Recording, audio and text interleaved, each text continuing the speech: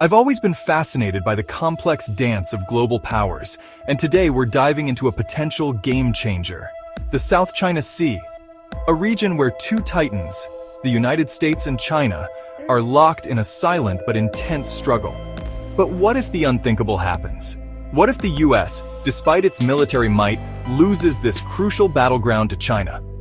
Let's take a closer look at why this scenario isn't as far-fetched as it might seem.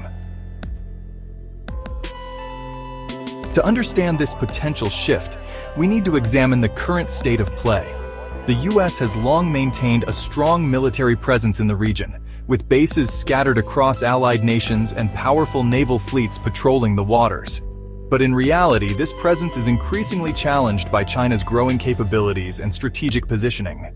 China, you see, has a significant home field advantage. The South China Sea is literally in China's backyard. This geographical proximity allows China to deploy forces more quickly and sustain them more easily than the US, which must project power across vast distances. Moreover, China has been busy building and militarizing artificial islands, creating a network of unsinkable aircraft carriers that extend its reach and influence.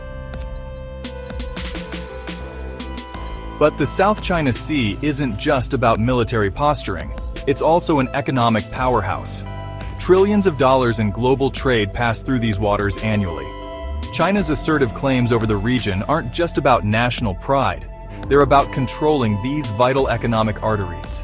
The US, as the guardian of free trade, finds itself in an increasingly precarious position as China tightens its grip. And then there's the technological arms race. Both nations are pouring resources into developing cutting-edge military tech. But China's rapid advancements in areas like hypersonic missiles, artificial intelligence, and cyber warfare are narrowing the gap. In some areas, they might even be pulling ahead. This technological leap could tip the scales in China's favor, potentially neutralizing traditional US military advantages. To truly grasp the complexity of this situation, we need to dive into history. China's claims in the South China Sea are rooted in centuries-old maps and historical narratives. They argue that these waters have always been an integral part of China. The US, on the other hand, champions the principle of freedom of navigation and international law. This clash of perspectives has led to a web of maritime disputes.